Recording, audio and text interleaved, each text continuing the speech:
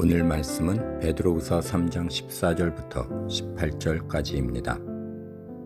그러므로 사랑하는 자들아, 너희가 이것을 바라보나니 주 앞에서 점도 없고 흠도 없이 평강 가운데서 나타나기를 힘쓰라. 또 우리 주의 오래 참으심이 구원이 될 줄로 여기라. 우리가 사랑하는 형제 바울도 그 받은 지혜대로 너희에게 이같이 썼고, 또 그 모든 편지에도 이런 일에 관하여 말하였을 때 그 중에 알기 어려운 것이 더러 있으니 무식한 자들과 굳세지 못한 자들이 다른 성경과 같이 그것도 억지로 풀다가 스스로 멸망에 이르느니라. 그러므로 사랑하는 자들아, 너희가 이것을 미리 알았은즉 무법한 자들의 미혹에 이끌려 너희가 굳센 데서 떨어질까 삼가라. 오직 우리 주 곧 구주 예수 그리스도의 은혜와 그를 아는 지식에서 자라가라. 영광이 이제와 영원한 날까지 그에게 있을지어다. 아멘.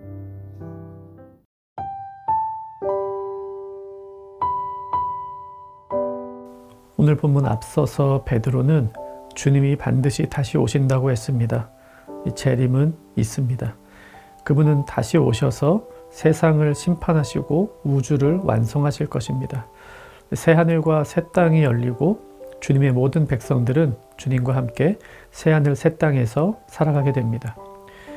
이 새하늘과 새 땅의 특징이 무엇인가 하면 그곳에는 온통 의로움뿐이라는 사실입니다. 그래서 그곳에 살게 될 하나님 백성들에게 요구하시는 바가 14절 후반부에 이렇게 나옵니다.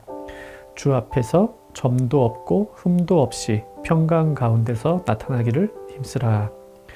이 말은 우리의 행위가 완전해져야지만 새하늘 새 땅에서 살 수 있다는 의미는 아닙니다. 어떻게 우리가 점도 없고 흠도 없이 완벽한 삶을 살 수가 있겠습니까?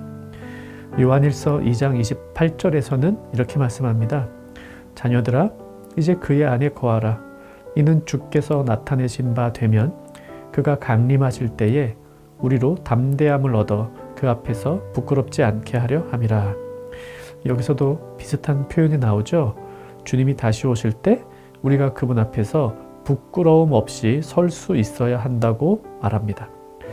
어떻게 하면 다시 오시는 주님 앞에서 부끄럽지 않을 수 있을까요? 그럼 한번 이렇게 한번 생각해 보겠습니다. 무엇이 우리를 부끄럽게 하는가? 근데 우리가 이 부분에 오해하는 거 있습니다. 우리의 행위가 완벽해야 부끄럽지 않은 것이 아니겠는가? 그런 사람은 없습니다. 나의 행위를 보면 우리 모두는 스스로에게도 부끄럽습니다. 그렇죠? 이것이 중요합니다. 우리의 행위는 우리 스스로가 볼 적에 부끄럽습니다. 그것은 우리가 행위를 중시하는 존재이기 때문입니다. 우리가 생각할 때 좋은 사람이란 말과 행동이 바른 사람입니다. 실수가 없고 매사에 확실한 사람입니다. 그래서 주님 앞에서도 그런 사람이 흠없고 부끄럼 없는 사람이라고 생각합니다. 하지만 그것은 주님이 우리에게 바라시는 게 아닙니다.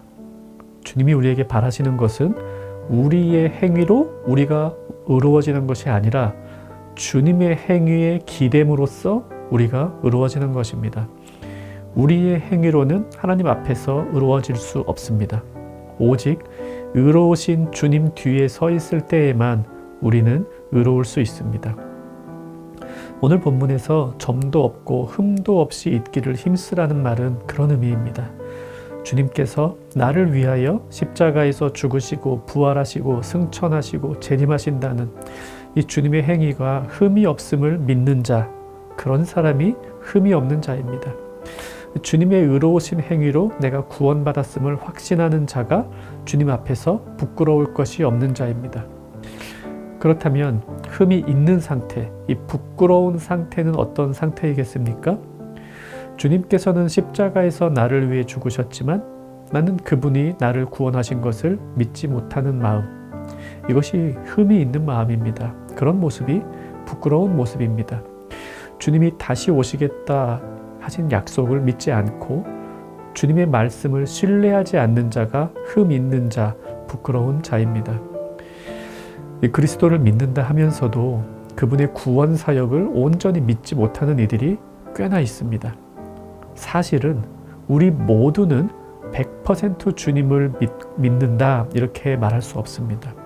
의심과 회의는 항상 우리 믿음 안에 섞여 있습니다. 오늘 본문에서 베드로 사도는 바로 그 부분을 권면하는 것입니다. 주님을 향한 우리의 믿음에 섞여 있는 이 불순물과 같은 의심과 회의를 버리고 순전한 신앙을 가져라. 이 순전한 신앙을 가지지 못하는 주된 이유는 나 자신을 바라보기 때문입니다. 내 말에 실수가 있고 내 행동이 잘못되었으니 나는 완전하지 못하다. 당연합니다.